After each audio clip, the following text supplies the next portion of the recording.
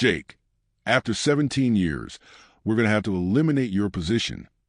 The words still ring my head, like a cold, decisive knock. No thank you, no handshake. Just a strange look from the people who used to call me a pillar. My name is Jake Wilson, 54 years old. Used to be a senior systems analyst at Meridian Technologies until that Monday morning. 17 years. A journey that feels like half a lifetime. From dial-up to the cloud, I've seen 3 CEOs come and go. And I am still there, silently, patiently, without complaint. I remember clearly the first day I walked into the old building in the industrial park. Tiny office, old wooden desk, no air conditioning. I brought with me a small photo frame, a picture of my daughter, Olivia, who was in kindergarten at the time. Next to that picture frame is a small cactus, a gift from my wife, Andrea. She told me, try it. If it can survive in that office, you can survive here. And it did. 17 years. I never asked for Christmas leave. When the system crashed on New Year's Eve, I was the first one there. When customer data was lost, I restored every line of code. When there was a new employee, I trained them from scratch. I worked on weekends, even when I was sick. I never asked for a raise. I didn't need the title of Employee of the Month. I just wanted things to work right, not because I was weak, but because I believed if I did the right thing, did it well, did it long enough, the company would never turn its back on me. But I was wrong. Not wrong in the system. Wrong in thinking that loyalty is a kind of insurance. In fact, no one protects a gatekeeper when the castle decides to change the locks. No one keeps the old pillar when they want to build a new floor. I didn't cry. I didn't scream. I didn't beg. I just bowed my head and quietly cleaned up my desk. The picture of Olivia, now a graduate student. The coffee mug I got for my son on Father's Day. And the cactus. It was still alive, under fluorescent lights, almost 2 decades later. When I left the office that day, I didn't take with me disappointment. I took with me the truth. I knew a lot of things that they didn't know I knew. I wrote most of the system they were using. I buried hundreds of layers of code, authentication, security. I was the only one who understood the root operation of that entire database. And most importantly, I was the only one who still had a technical conscience. I used to think, as long as I didn't give up, I wouldn't be abandoned. But the company didn't fire me because I was bad. They fired me because I knew too much. I left. But the truth was, the rift had been there for a long time. Not that Monday morning. Weeks before, when I started to feel the changes, small but obvious. One day, I logged into the system and saw my level 3 admin access had been reduced. No warning, no explanation, just some folders now required additional authorization. Then came the meetings I used to coordinate. I now only heard about them from others. The system update emails no longer CC'd my name. The big projects I used to work on, now assigned to people who barely understood the database structure. No one said anything. No one confronted me directly. I called it soft culling. And then he showed up, Jason Phillips. Expensive suit, sleek smile, the deliberate handshake, to assert his position. The dreamy resume, Stanford, consultant to 5 major corporations, digital transformation expert. Daniel, my new boss, seemed to worship him, always calling him the guy who will take Meridian to the next level. They would whisper in closed conference rooms. Every time I walked by, the conversation would suddenly change direction. I didn't need to be a hacker to know I was being left out. I was a systems engineer, and systems never lie. I started writing everything down. Every time my access rights were changed, every meeting I was left out. I didn't ask. I didn't react. I just quietly observed. Andrea, my wife, sat next to me on the porch one night and asked, "You've been acting like a different person lately. Is something going on at the company?" I shook my head. Just a few changes. Not the first time. But this time, I knew something was wrong. It felt like a storm was brewing. One day, While checking my internal shared folders, a technical habit of mine, I stumbled upon a hidden memo. The file name didn't raise any suspicions, but the contents were enough to make me freeze. A complete IT reorganization, re-decentralization, management system transformation. Signed, Jason Phillips. Reviewed by Daniel. The last page was the new organizational chart. I wasn't there.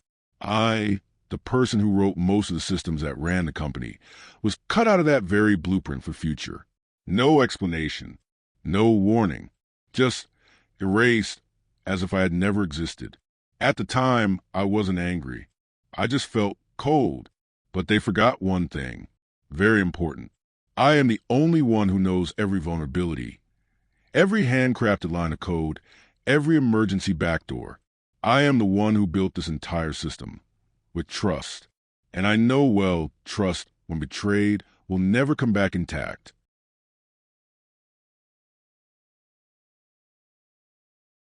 I started digging through the things no one else bothered to look at.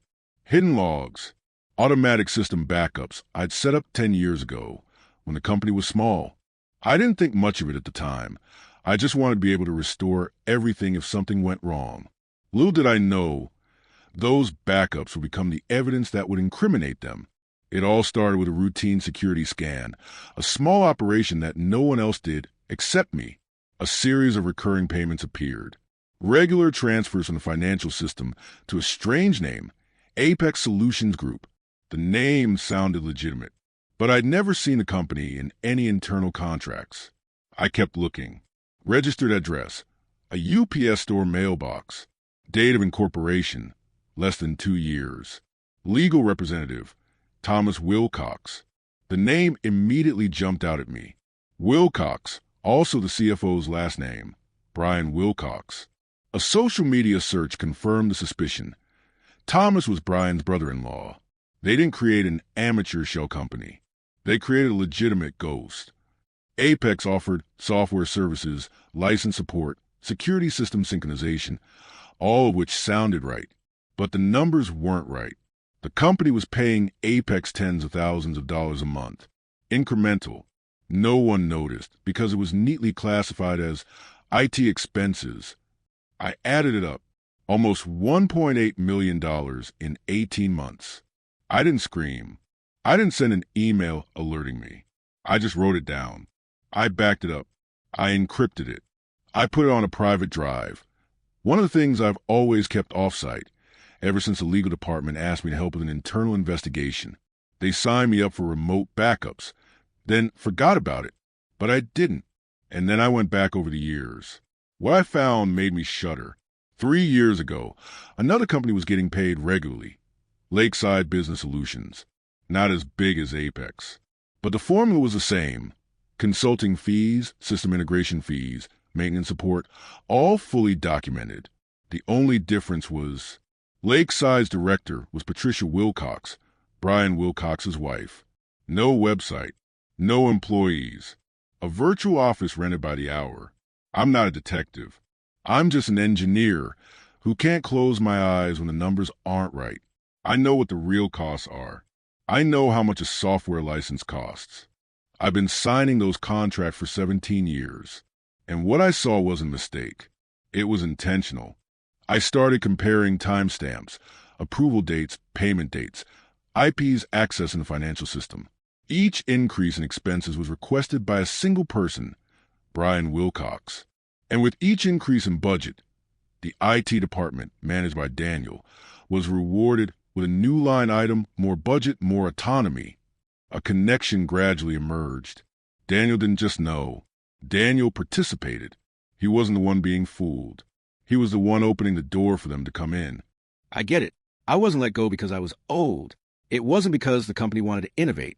I was let go because I was the only one who could figure this out. At that moment, I didn't think about revenge. I thought about Olivia, my daughter, who was about to graduate with a master's degree in finance. I thought, if she fell into a company like this, who would protect her? I didn't do it for honor. I didn't do it to get my job back. I did it because I saw so clearly. If I didn't stand up, no one would. And that was the moment I knew I wasn't going to let this go. I don't know how much they took. But I do know I took back every line of truth.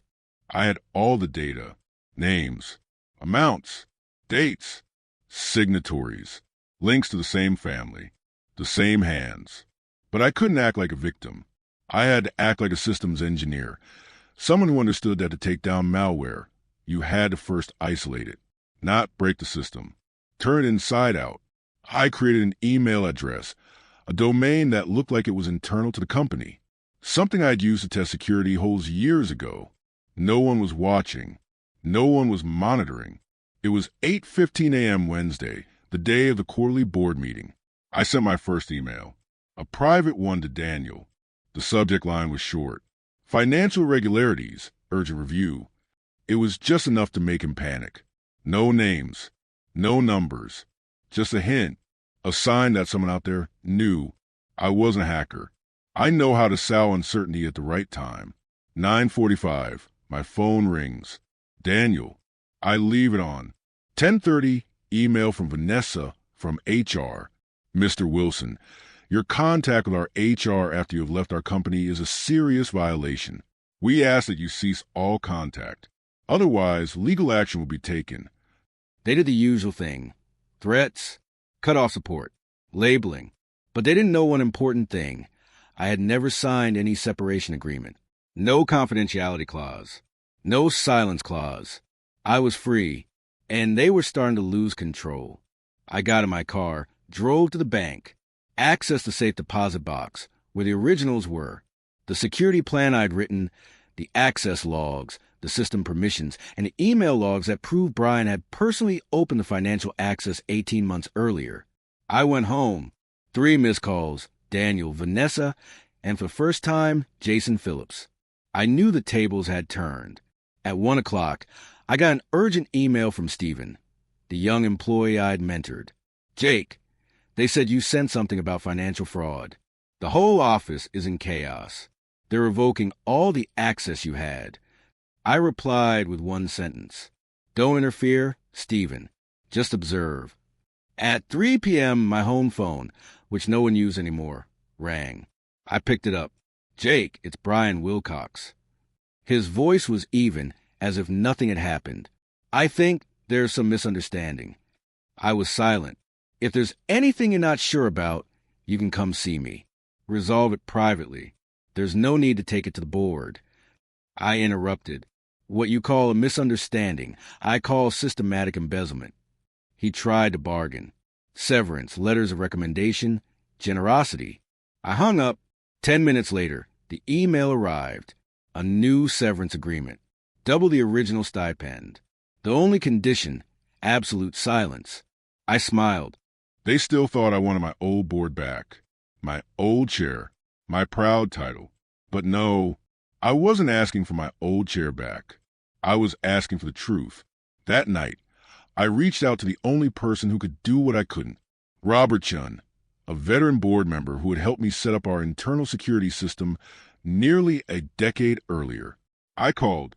He picked up on the second ring. Jake Wilson, I heard you left the company. Not by choice. I guess this isn't a follow-up call. All I said was, Robert, I need 15 minutes. And you need to hear this before tomorrow morning's meeting. An hour later, I met him in a park a few miles from the company's headquarters. No electronic folder. No Google Drive. Just a paper envelope and a USB. Here's everything. Names, numbers, dates. What they did, and who helped them. Robert looked at me. What do you want? I said, I don't want a title. I don't want a reward. I just want right is right, wrong is wrong. He nodded. Tomorrow morning, there's an extraordinary meeting of the Finance Council. If this is true, there's no getting away with it. They wanted me out, but they forgot. I was the one who programmed the entire system they were running. I didn't destroy it. I just reset it to its original state. Friday morning, 8 a.m. sharp. The email I scheduled to each member of the board. Attached, the full report, the numbers, the payments, the recipients, the shell companies, the digital money laundering scheme disguised as software costs. At 8:17, my phone started ringing. I didn't answer. I sat on the porch. coffee in hand, watching the morning sun spread across the street where my family had lived for nearly 2 decades. I was ready to let go, but maybe it wasn't over yet. 10 a.m., the official call from Meridian's legal counsel. "We need to see you right away about this morning's report." I said bluntly, "Everything I know is in the board's hands. Everything I have is backed up in multiple places." It wasn't a threat. It was the truth. That afternoon, the papers began to report. Meridian Technologies under internal investigation, suspected high-level financial fraud. No names were mentioned, but the list of people who had changed color. I knew it all. 2 p.m. call from Robert Chun. No preamble. Brian confessed. He's trying to negotiate a reduced sentence, blaming Daniel. Daniel? I asked. Denying everything, Robert replied. Jason Phillips is on a flight to Brazil. The FBI is working with the Justice Department for $1,300,000. Not a figure to collapse a corporation, but enough to collapse trust. A few days later, I was invited to headquarters, not to question, but to negotiate. They made an offer. "Jake, we want you back. Not in your old role, but as an independent monitor, financial and systems control, full authority." I didn't refuse, but I didn't nod right away either. I put a stack of documents on the table. My conditions, simple but clear: full authority to audit the entire department, independent veto of all system-related expenditures, direct reporting to board, no middle managers. The interim CO read it through, then looked at me. "This request is unprecedented." I said, "The embezzlement of $4.3 million is the same. I got a few other offers. 2 bigger corporations, double the salary, bigger bonuses. But I turned them down because to me, this is no longer a job. This is an honor." The day I returned to Meridian, the security guard printed a new name tag for me. "Welcome back, Mr. Wilson." I just nodded. No thanks. No pat on the back. I didn't come back for the past. I came back for the future. I came back to make sure this never happens again. Not for me. Not for the young people after me. Not for anyone who has invested their life in an organization that is discarded like industrial waste. Now, I'm not angry. I don't need honor. I just need silence from the system, transparency from the data, and justice restored for once. They thought they had eliminated me, but they forgot I was the one who rewrote the structure of the system.